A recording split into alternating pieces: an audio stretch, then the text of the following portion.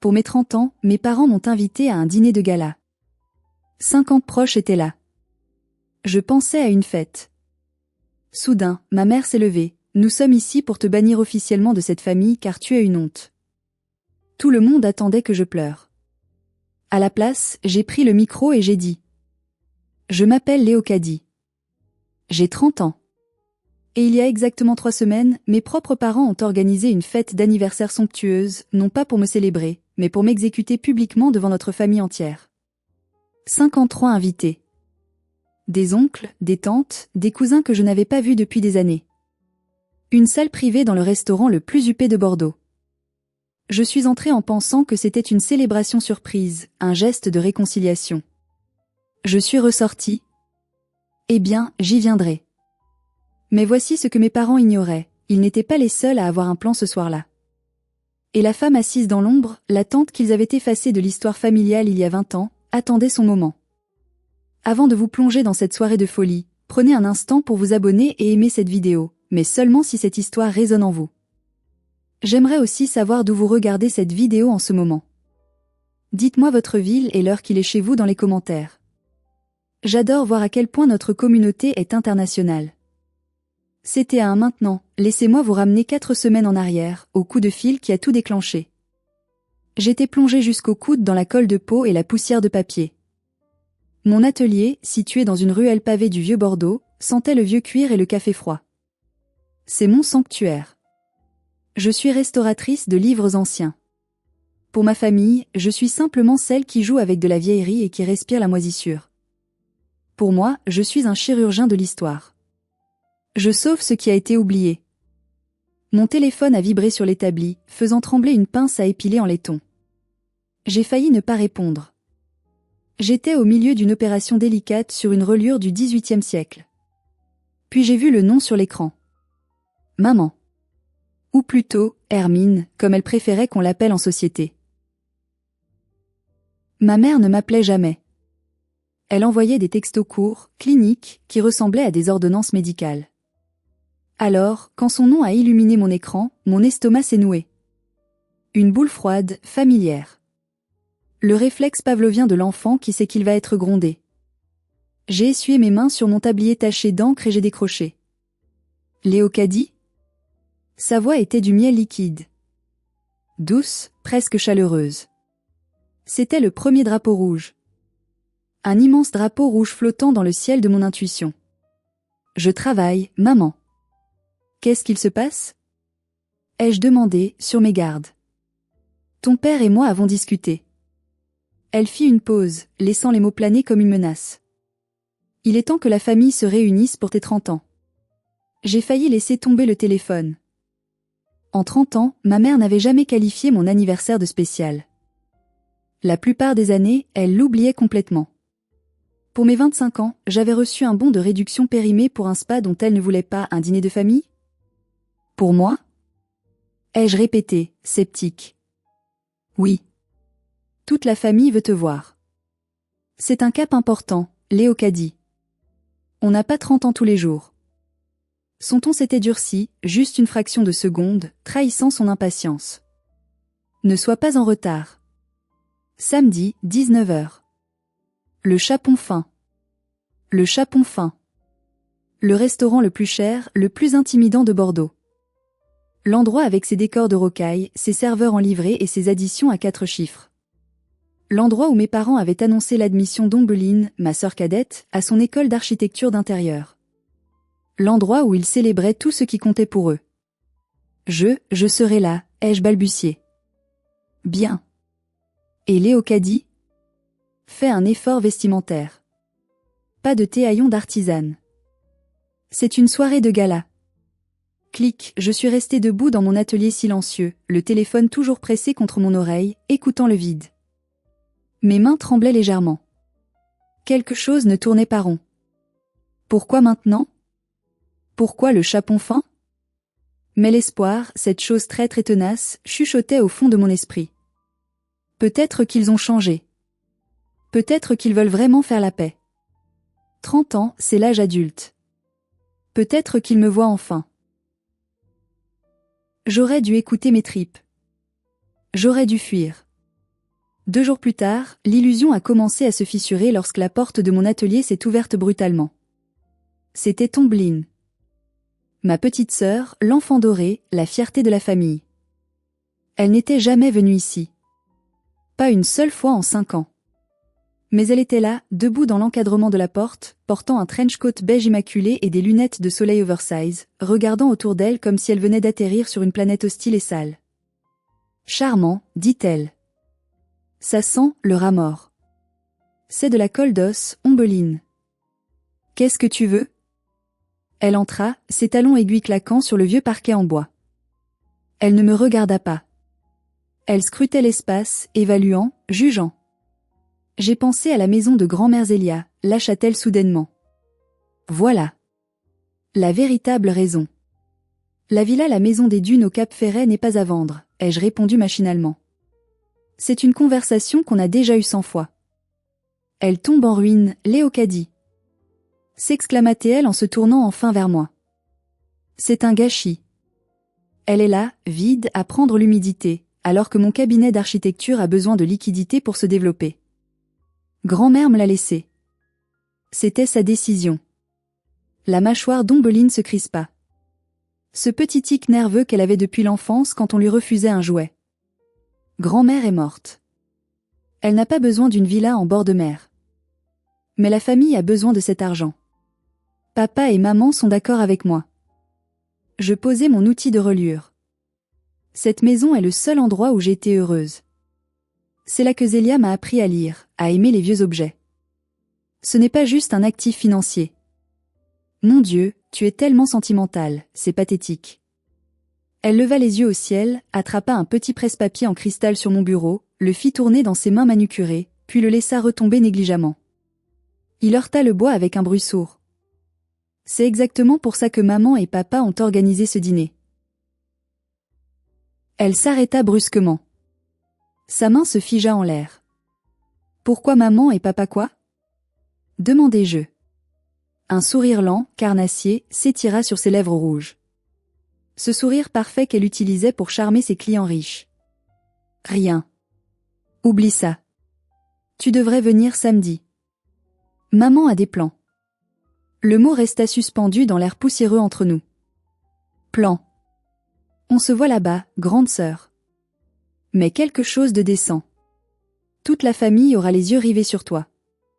La porte claqua derrière elle, laissant une traînée de parfums coûteux qui jurait avec l'odeur honnête de mon atelier. Toute la famille aura les yeux rivés sur toi. Je ne pouvais pas dormir cette nuit-là. Je n'arrêtais pas de penser à la maison de la plage, à grand-mère Zélia, et à ce que Ombeline avait failli dire. Quel plan?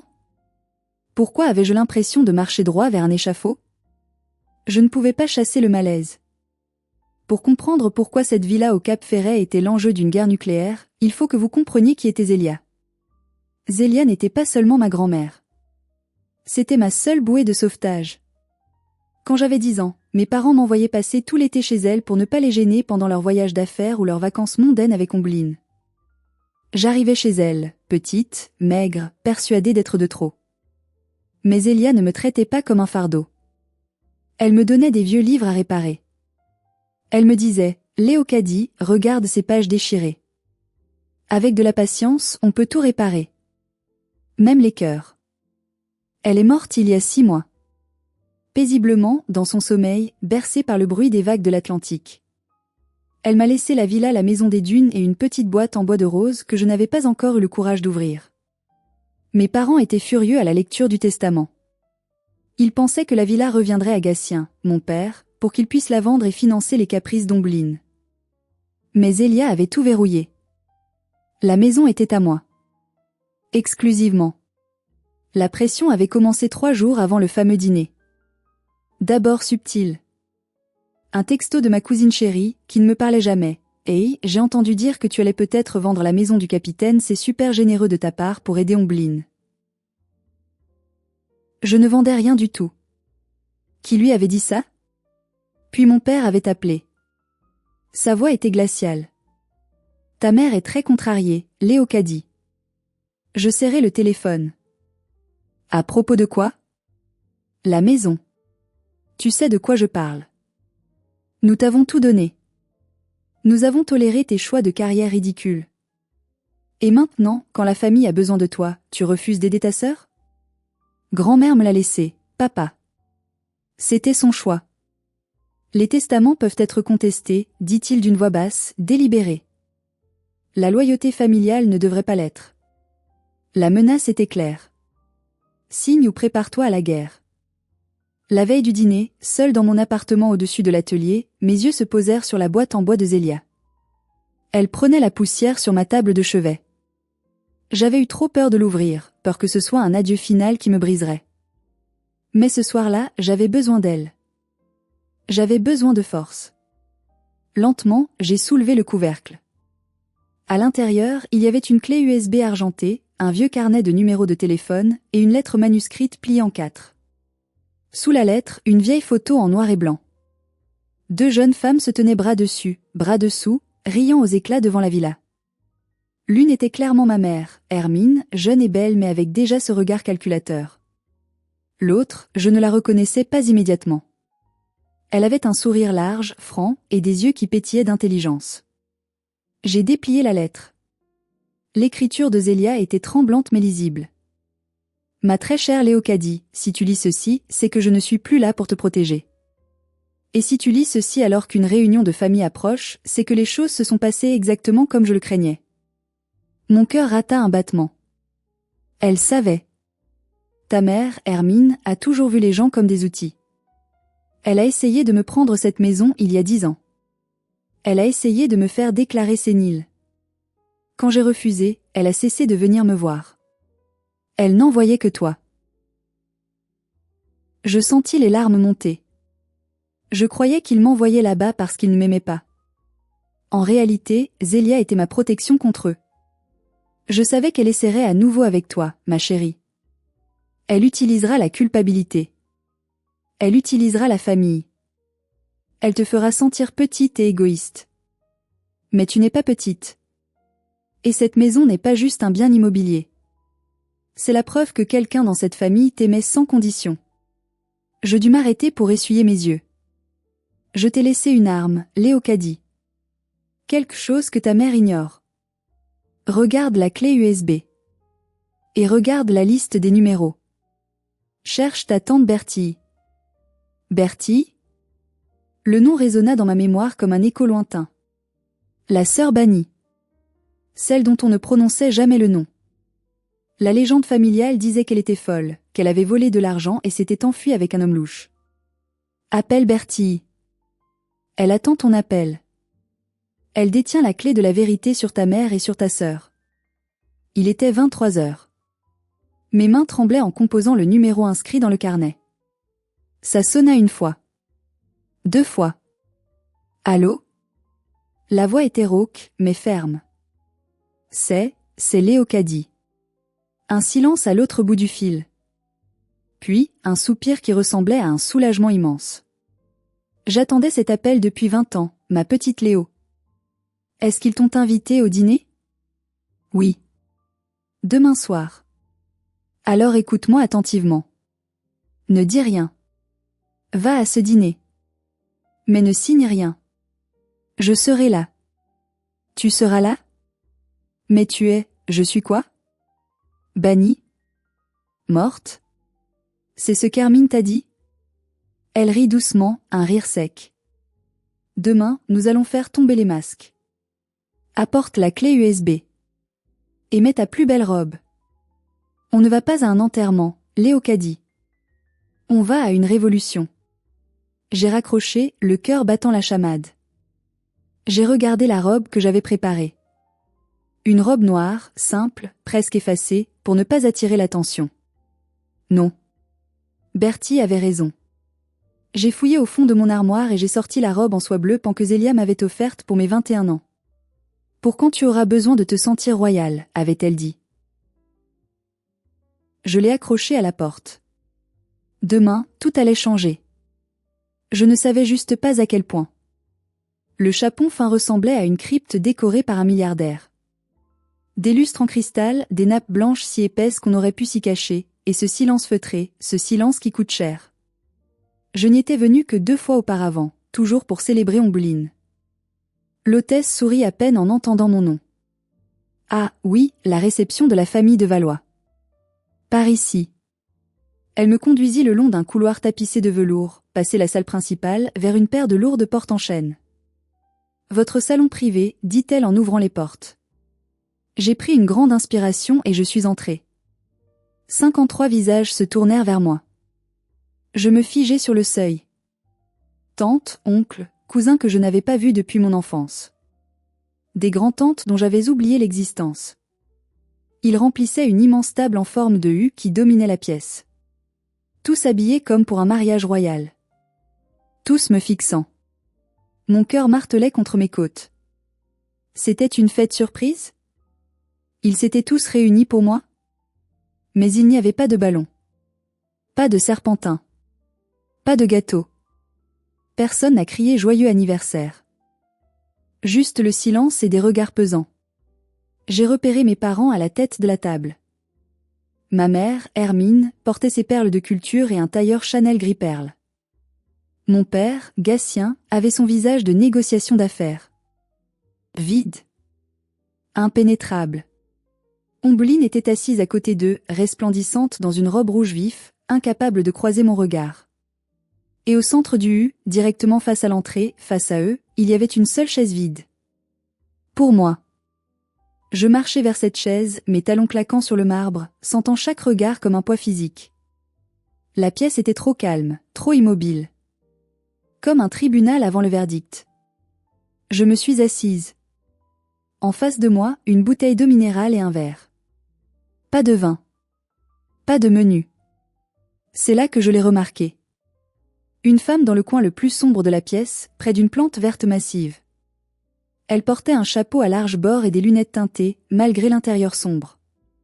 Elle était assise seule, à une petite table. Personne ne semblait faire attention à elle, probablement en la prenant pour une excentrique ou une invitée d'un autre groupe. Mais elle me regardait. Elle a légèrement baissé ses lunettes. C'était Bertille. Elle m'a fait un signe de tête imperceptible. Tiens bon. Ma mère souriait. Ce sourire qu'elle arborait quand elle était sur le point de gagner une partie de bridge. Léocadie. Elle fit un geste vers la chaise où j'étais déjà assise. Nous t'attendions. Tu es à l'heure, pour une fois. À peine étais-je installée que mon père se leva. Il prit un verre de cristal et une cuillère en argent. Ding. Ding. Ding. Le silence tomba, bien qu'il fût déjà absolu. 53 paires d'yeux passèrent de moi à lui. Merci à tous d'être venus ce soir, commença-t-il, sa voix portant comme s'il s'adressait à un conseil d'administration. Nous sommes réunis ici pour une affaire de famille, pas pour célébrer Léocadie. Pas pour l'anniversaire de ma fille. Une affaire de famille. Mon estomac se transforma en glace.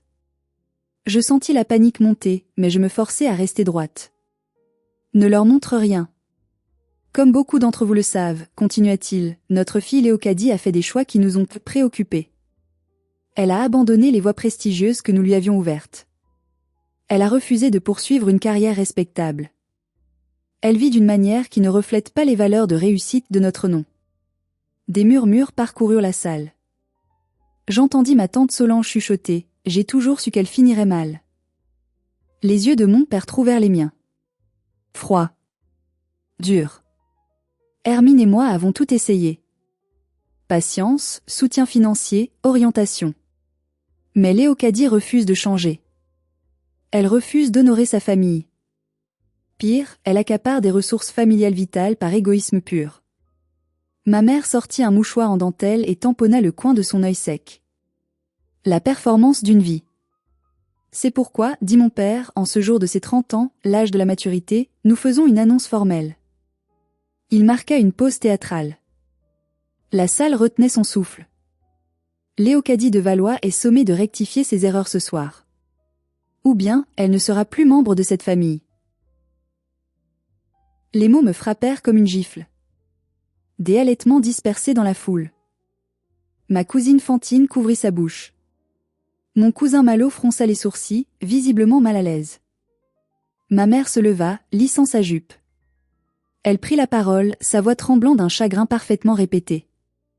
Nous lui avons donné toutes les chances. Elle a choisi la honte plutôt que la famille. Mais nous sommes des gens de miséricorde. Elle fouilla dans son sac Hermès et en sortit un dossier bleu. Elle le fit glisser sur la table polie jusqu'à ce qu'il s'arrête devant moi.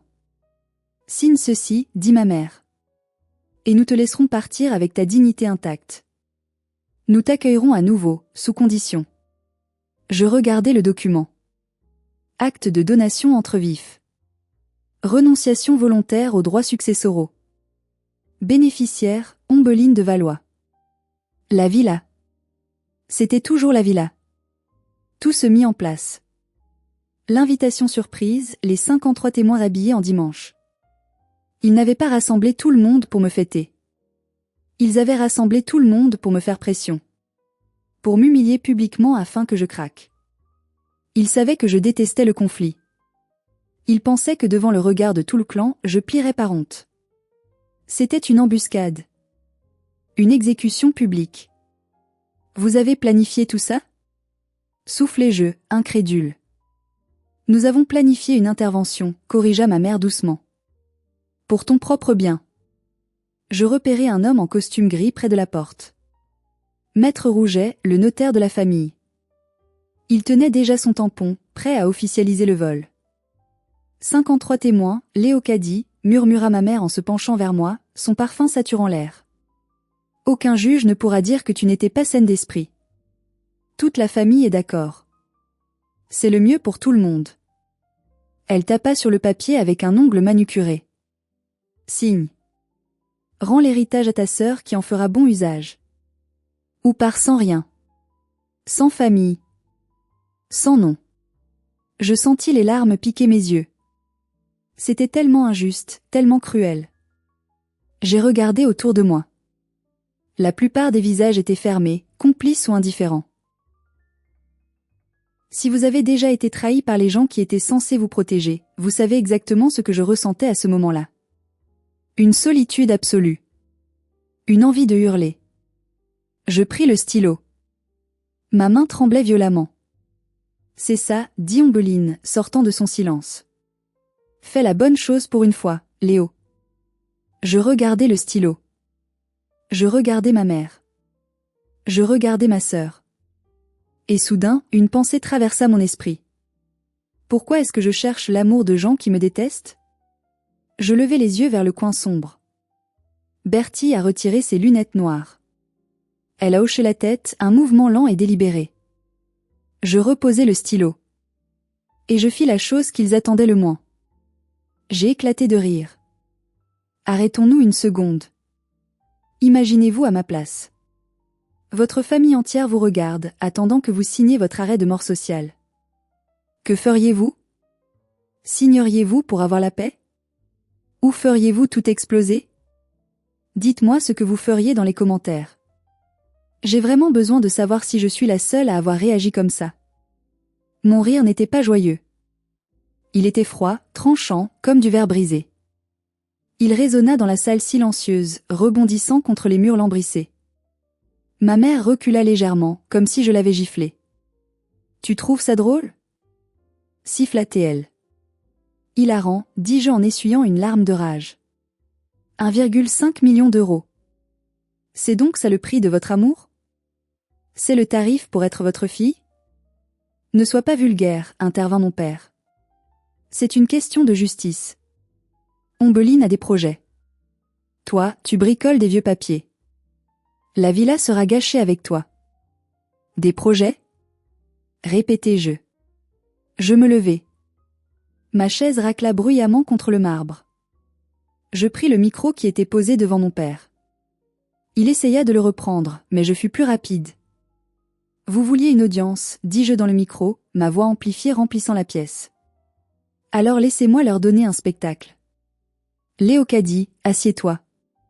Ordonna ma mère, la panique commençant à percer sous son masque de glace. Non. Vous m'avez amené ici pour me juger. Mais vous avez oublié une règle fondamentale de la justice, l'accusé a le droit de se défendre. Je me tournai vers les 53 invités. Vous voyez cette famille parfaite? Ce père dévoué, cette mère aimante, cette sœur prodige? C'est une coquille vide, Ça suffit, cria Ombeline en se levant. Papa, fais quelque chose. Taisez-vous, hurlai-je. Pour une fois dans votre vie, vous allez m'écouter. Le silence revint, plus lourd qu'avant. Même les serveurs s'étaient arrêtés. J'ai une invitée ce soir, dis-je plus calmement. Quelqu'un que vous avez tous oublié. Ou plutôt, quelqu'un qu'on vous a ordonné d'oublier. Je pointai le doigt vers le coin sombre. Tante Bertie, s'il te plaît. Bertie se leva. Elle ôta son chapeau large. Ses cheveux gris étaient coupés courts, élégants. Elle portait un tailleur pantalon noir d'une coupe impeccable. Elle n'avait rien de la folle ou de la ratée que ma mère décrivait depuis 20 ans. Elle irradiait de dignité. Un murmure parcourut la salle comme une onde de choc. Bertie ? C'est impossible, elle est revenue ? Mon Dieu, elle ressemble tellement à Zélia. Ma mère devint blanche comme le linge de table. Sa main chercha le dossier de sa chaise pour se soutenir. Toi, balbutia-t-elle. Tu n'as pas le droit d'être ici. Tu as été banni. J'ai été invitée, corrigea Bertie en s'avançant vers la lumière. Par la seule personne qui comptait dans cette famille. Maman. Elle posa un sac en cuir sur la table, juste à côté du dossier de donation. Bonjour, Hermine. Bonjour, Gatien. 20 ans. Vous n'avez pas changé. Toujours à intimider les plus faibles pour cacher vos propres échecs. Sors d'ici. Hurla mon père, perdant son calme légendaire. C'est une réunion privée. C'est un lieu public, Gatien, répondit Bertie calmement. Et je suis ici en tant qu'exécutrice testamentaire ad hoc de notre mère, Zélia. Elle sortit un document de son sac. Vous pensiez que maman était sénile à la fin ? Qu'elle ne voyait pas vos manigances ? Elle a ajouté un codicille à son testament 3 mois avant sa mort. Bertie me tendit le papier. Je le lus à haute voix dans le micro. Clause de protection. Si, après ma mort, ma fille Hermine ou ma petite-fille Ombeline tente de contraindre Léocadie, par la force, la manipulation ou le chantage, à céder la Villa Les Dunes, elles perdront automatiquement tout droit sur le reste de ma succession, y compris les liquidités et les actions. Je levai les yeux vers ma mère. Elle tremblait. Ce n'est pas tout, continua Bertie. Maman savait que vous ne reculeriez devant rien. Elle savait que vous organiseriez ce genre de tribunal. Alors elle m'a demandé d'enquêter. Enquêter ? Sur quoi ? Demanda Ombeline d'une voix stridente. Je suis une architecte respectée. Je n'ai rien à cacher. Bertie sourit. Un sourire triste. Vraiment, ma nièce ? Alors pourquoi Léocadie ne brancherait-elle pas cette petite clé USB sur le système de projection ? Je sortis la clé USB de ma poche. La main d'Ombeline vola à sa bouche. Non, murmura-t-elle. Maître Rouget, dit Bertie en s'adressant au notaire qui essayait de se faire tout petit. Vous devriez regarder ça. C'est pertinent pour la donation. Je branchai la clé sur le boîtier HDMI posé sur la table d'appoint. L'écran géant au fond de la salle s'alluma. Ce n'étaient pas des photos de famille. C'étaient des relevés bancaires. Des captures d'écran. Des emails. La vérité allait éclater. Et elle était bien plus laide que tout ce que j'avais imaginé. L'écran géant afficha une série de documents PDF en haute définition. Le premier était un relevé de compte bancaire au nom d'Ombeline de Valois. Le solde était en rouge. Rouge sang. 452 000 €. Des hoquets de stupeur traversèrent la salle. « Qu'est-ce que c'est que ça ?» demanda l'oncle Bernard, un banquier à la retraite, en plissant les yeux. « Ça, oncle Bernard, expliquai-je en faisant défiler les pages, c'est la réalité du succès d'Ombeline. » Les lignes détaillaient les dépenses. Ce n'étaient pas des investissements d'entreprise. Casino Barrière, 5 000 € BetClick Online, 12 000 € Gucci Paris, 8 500 € virement vers Crédit Sofinco, rejeté. Ce sont des faux. Hurla Ombeline, se précipitant vers l'écran pour essayer de le cacher avec son corps. C'est de la diffamation. Elle a photoshopé ça.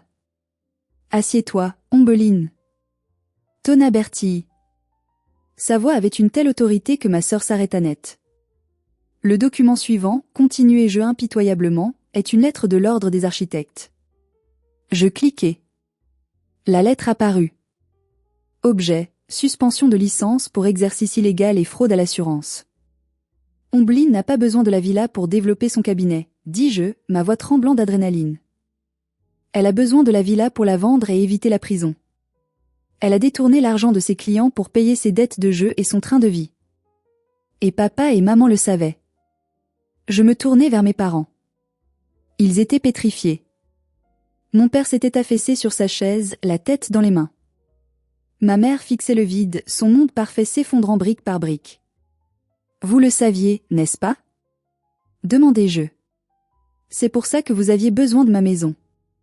Pas pour la famille. Pour couvrir le scandale. Pour sauver votre précieuse image. Vous étiez prêt à me dépouiller, à me jeter à la rue, juste pour que personne ne sache que votre fille parfaite est une escroc. Nous voulions protéger le nom, chuchota mon père. Le nom?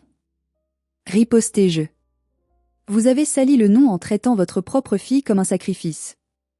Et il y a pire, ajouta Bertille. Lance la vidéo, Léo. Je cliquai sur le dernier fichier. Une vidéo granuleuse, prise probablement avec un téléphone caché. C'était Tombeline, ivre, dans un bar, parlant à des amis. La voix d'Ombeline résonna dans le restaurant silencieux. Mes parents? Ce sont des vaches à lait. Ils sont pathétiques avec leur obsession de noblesse. Je pleurniche un peu, je dis que je suis stressée, et hop, maman sort le chéquier. Et ma sœur? C'est raté? Dès que la vieille claque, je récupère la baraque du capitaine, elle est trop conne pour se battre. Je vais la plumer. La vidéo s'arrêta. Le silence dans la salle était assourdissant. On aurait pu entendre une épingle tomber sur la moquette épaisse. Ombeline pleurait maintenant pour de bon. Pas ses larmes de crocodile habituelles. Des larmes de rage, de honte, de terreur. Comment avez-vous eu ça? Sanglota-t-elle. J'ai des amis partout, dit Bertille. Même parmi les gens que tu méprises et que tu traites comme des domestiques. Le barman est le fils d'une de mes employées. Je regardais les 53 invités. L'atmosphère avait changé du tout au tout. Ce n'était plus moi l'accusé. Les regards s'étaient tournés vers la tête de table. Le dégoût, le choc, la colère. Tante Solange se leva la première. Elle prit son sac à main. Hermine, dit-elle froidement. Je crois que j'ai perdu l'appétit. Tu nous as menti. Tu nous as tous manipulés pour extorquer ta propre fille. Solange, attends.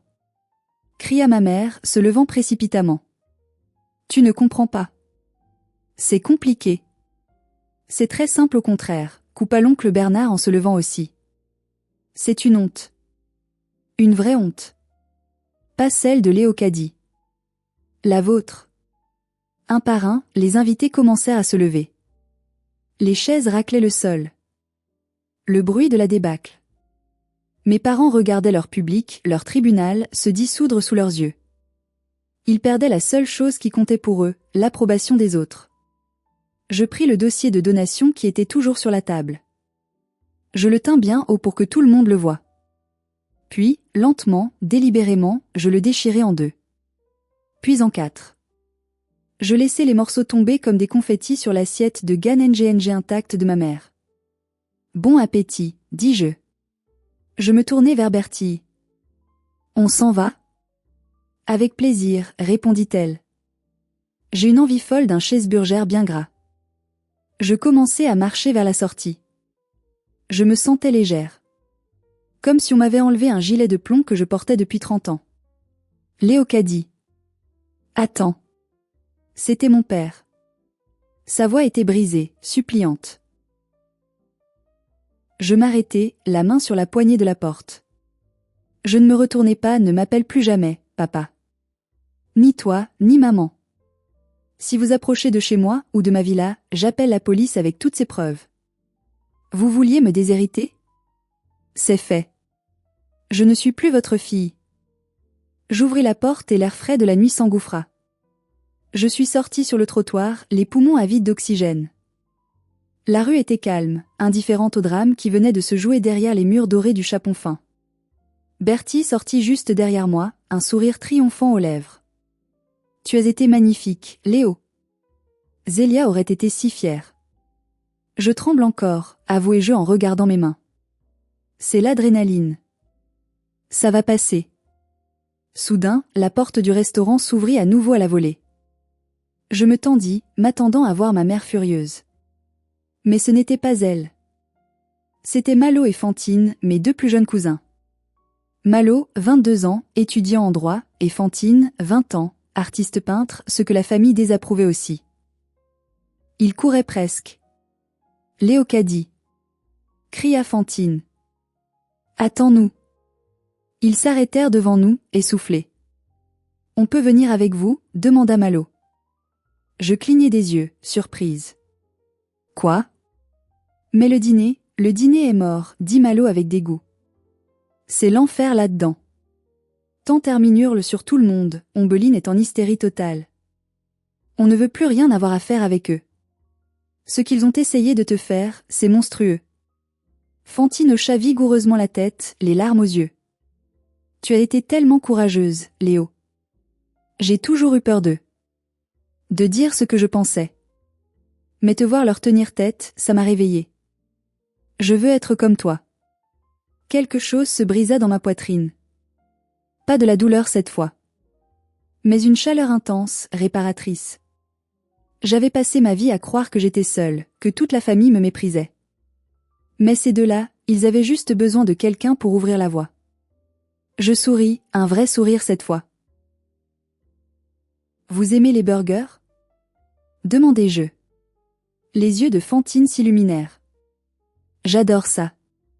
Parfait, dit Bertie en passant un bras autour de mes épaules et l'autre autour de Fantine. Je connais un endroit ouvert toute la nuit. C'est ma tournée. Nous nous sommes éloignés du restaurant chic, laissant derrière nous les ruines de l'ancien empire de mes parents. Nous étions 4. Une tante bannie, une cousine ratée et 2 rebelles. C'était un assemblage étrange. C'était imparfait.